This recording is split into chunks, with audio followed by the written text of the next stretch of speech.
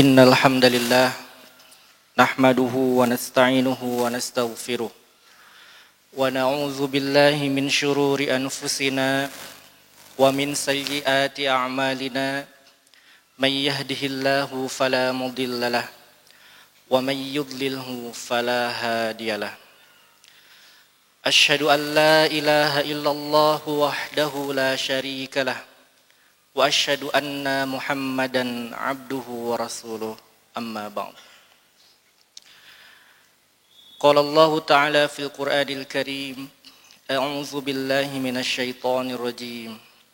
Ya ayyuhalladzina amanu taqullaha haqqa tuqatih wa la tamutunna illa wa antum muslimun.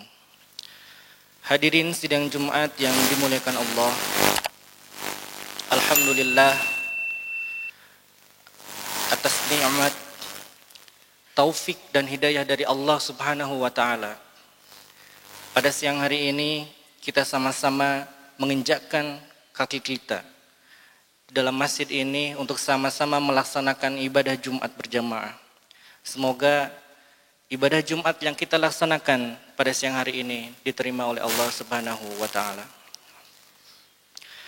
Hadirin sidang Jumat yang dimuliakan Allah, di dalam Quran surat Ali Imran ayat 31 Allah Subhanahu wa taala berfirman, A'udzu billahi minasyaitonir rajim. Qul in kuntum tuhibbunallaha fattabi'uni yuhibbukumullah wa yaghfir lakum dzunubakum wallahu ghafurur rahim. Qul in kuntum tuhibbunallah, katakanlah jika kalian mencintai Allah, fattabi'uni, maka ikutilah aku. Yuhibbukumullah, niscaya Allah akan mencintai kalian. Wa yaghfir lakum dzunubakum, dan Allah akan mengampuni dosa-dosa kalian. Wallahu ghafurur rahim, dan Allah Maha mengampun dan Maha penyayang. Hadirin sidang Jumat yang dimuliakan Allah, jika kita ingin atau kita mencintai Allah, maka buktikan, fattabi'uni, ikutilah Rasulullah sallallahu alaihi wasallam. Rasulullah sallallahu alaihi wasallam diutus oleh Allah Subhanahu wa taala untuk membawa risalah Islam, berdakwah, mengajak umat manusia untuk sama-sama menyembah Allah Subhanahu wa taala, beribadah hanya kepada Allah Subhanahu wa taala saja, tidak menyekutukannya dengan sesuatu apapun yang lain. Selain itu, Rasulullah juga diutus untuk menyempurnakan akhlak. Rasulullah sallallahu alaihi wasallam bersabda, "Innama bu'ithtu liutammima makarimal akhlak." Sesungguhnya aku ini hanya diutus untuk menyempurnakan akhlak mulia. Dalam riwayat yang lain, dalam Al-Bukhari, dalam kitab Al-Adabul Mufrad, dengan redaksi innama bu'ithtu liutammima salihal akhlak. Sesungguhnya aku hanya diutus untuk menyempurnakan akhlak yang baik. Hadirin yang dimuliakan Allah, akhlak Rasulullah sallallahu alaihi wasallam sungguh merupakan akhlak yang sangat mulia. Akhlaknya bukan hanya dirasakan oleh Rasulullah sendiri, tapi juga dirasakan oleh orang-orang yang ada di sekitar beliau, dirasakan oleh lingkungan yang ada di mana beliau berada. Dan akhlak Rasulullah ini adalah cerminan dari Al-Quran. Sebagaimana Aisyah ketika ditanya, bagaimanakah akhlak Rasulullah? Beliau menjawab, kana khuluquhul Quran. Akhlak beliau adalah Al-Quran. Maka ketika kita kesulitan mencari bagaimana akhlak dalam Al-Quran itu, bagaimana mengimplementasikan akhlak dalam kehidupan sehari-hari yang tertera dalam Al-Quran, maka tinggal lihatlah bagaimana Rasulullah sallallahu alaihi wasallam. Kita bisa mencari referensi-referensi, sering membaca buku-buku tentang akhlak Rasulullah sallallahu alaihi wasallam. Dengan seringnya kita membaca itu, kita amalkan, misalnya insyaallah kita akan merasakan kehadiran Rasulullah sallallahu alaihi wasallam dalam diri kita, merasakan, merindukan, mencintai beliau sallallahu alaihi wasallam. Maka dengan ittiba kepada Rasulullah, bukan hanya ittiba dalam melaksanakan perintah ibadah salat, zakat, saum, haji dan sebagainya, tapi juga ittiba al-iktida, mengikuti Rasulullah dalam berakhlak mulia. Hadirin yang dimuliakan Allah, maka dalam Al-Quran surat Al-Ahzab ayat 21 Allah jelaskan, laqad kana lakum fi rasulillahi uswatun hasanah. Sungguh telah ada bagimu pada diri Rasulullah sallallahu alaihi wasallam uswah hasanah, teladan yang baik yang bisa kita ikuti. Bagaimana sifat Rasulullah? Bagaimana akhlak Rasulullah? Kita bisa ikuti itu semuanya. Hadirin yang dimuliakan Allah, betapa mulia akhlak Rasulullah, sampai-sampai Allah juga muliakan Rasulullah dalam salah satu ayat dalam Al-Quran, dalam surat Al-Qalam ayat 4. Wa innaka la'ala khuluqin azim. Dan sesungguhnya engkau benar-benar berbudi pekerti yang agung.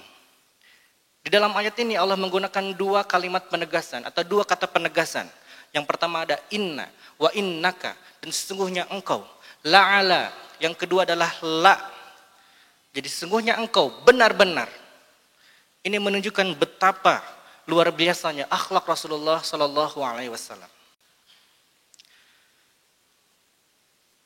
Maka hadirin ikhwatu iman rahimakumullah, ada apa dengan akhlak mulia? Mengapa kita seorang muslim harus memiliki akhlak yang mulia? Pertama, akhlak yang baik, akhlak mulia, akhlakul karimah, itu didasari oleh keimanan kepada Allah Subhanahu wa taala. Di dalam Ummul Hadis, hadis yang panjang yang menceritakan tentang malaikat yang menyerupai seorang manusia bertemu dengan Rasulullah, berada di hadapan Rasulullah, bertanya, "Mal iman?" Apa itu iman? Kemudian Rasulullah menjelaskan. Kemudian mal Islam, apa itu Islam? Rasulullah menjawab, semua dikatakan sodakta, engkau benar. Dan ketika ditanya, "Mal ihsan?" Apa itu ihsan? Maka Rasulullah menjawab, anta abudallaha ka'annaka tarahu, fa illam takun tarahu fa innahu yaraka. Apa itu ihsan?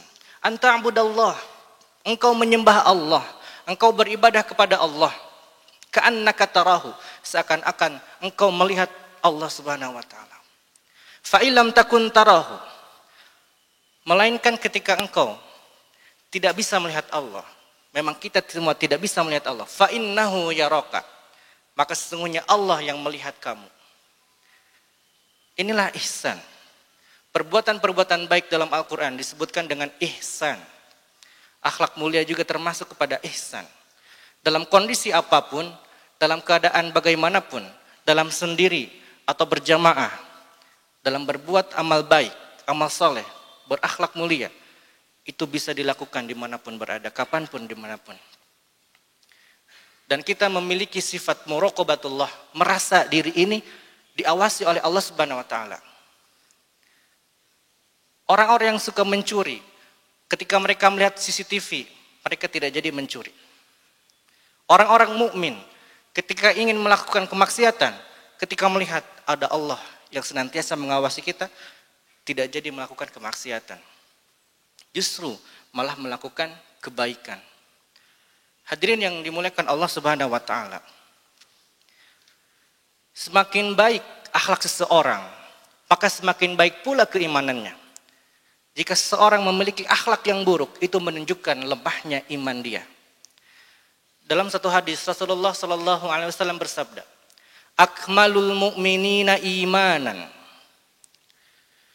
Orang-orang mukmin yang paling sempurna akhlaknya, ahsanuhum khuluqan, adalah yang paling baik akhlaknya.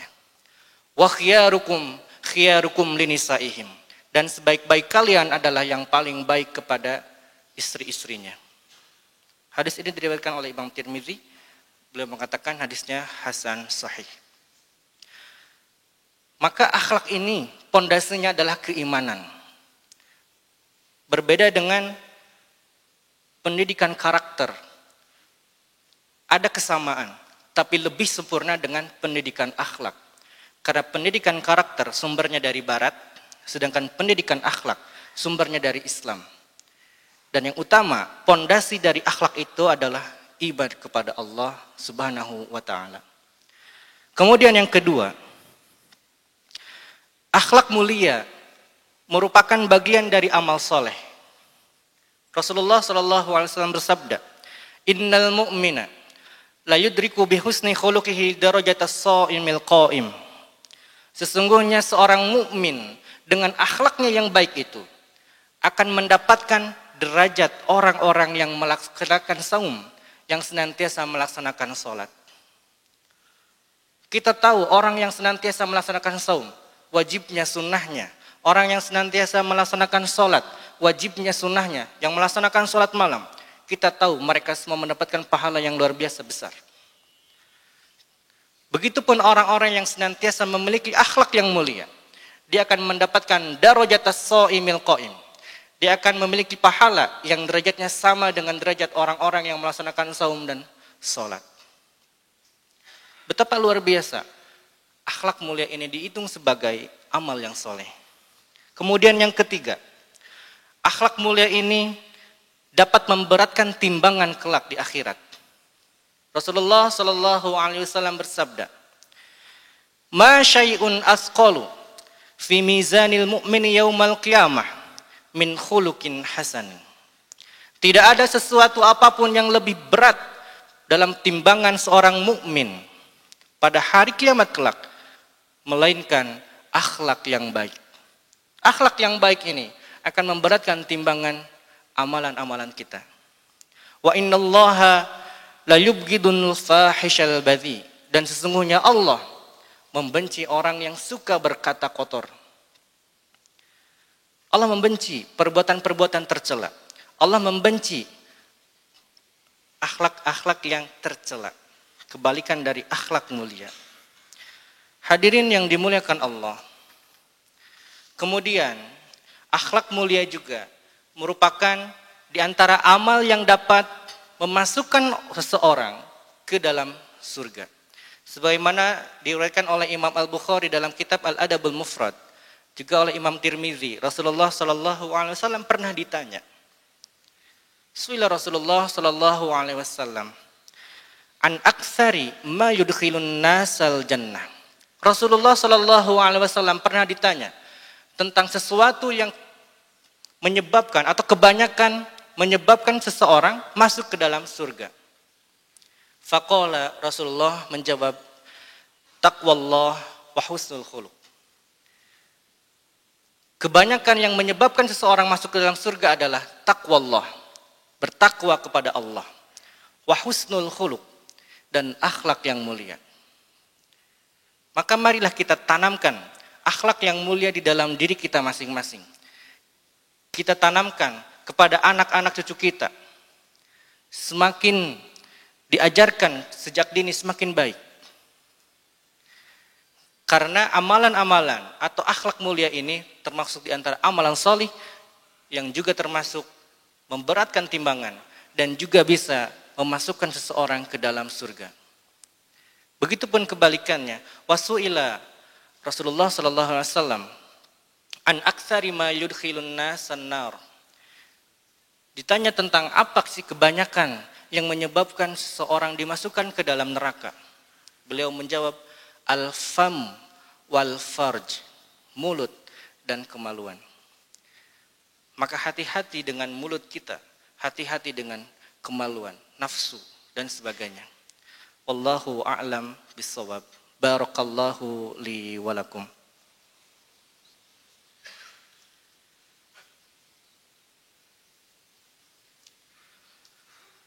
Alhamdulillahi rabbil alamin, wa bihi nasta'inuhu ala umurid dunya waddin, wassalatu wassalamu ala ashrafil anbiya'i wal mursalin, wa ala alihi wa sahbihi ajma'in.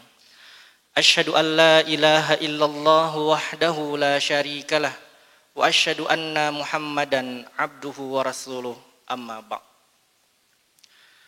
Hadirin sidang Jumat yang dimuliakan Allah. Dalam surat Al-A'raf ayat 199, Allah Subhanahu wa taala berfirman, A'udzubillahi minasyaitonir rajim.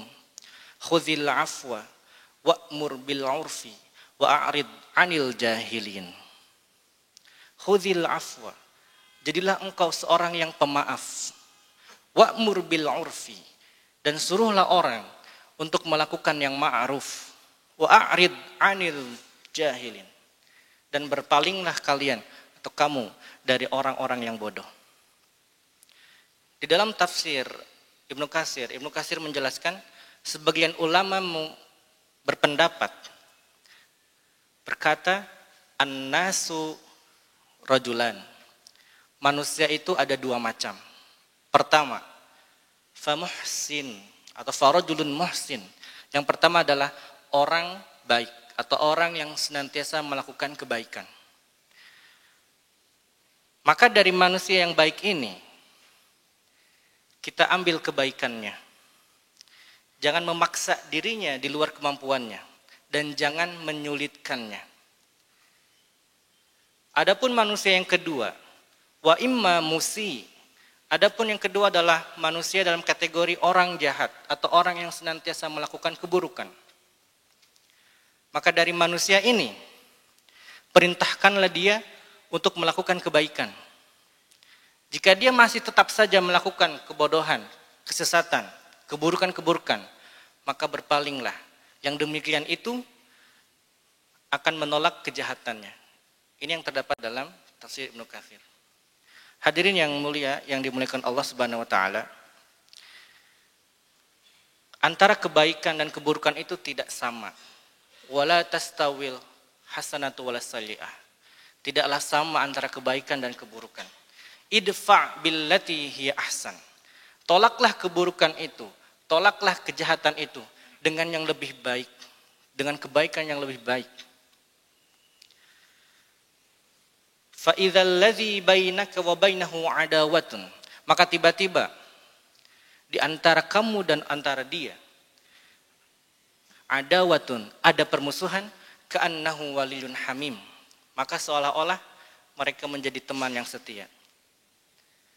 Dengan keburukan yang dilakukan oleh orang lain, tolaklah dengan kebaikan. Ketika ada orang lain yang suka bakhil, pelit, kita berikan dia hadiah.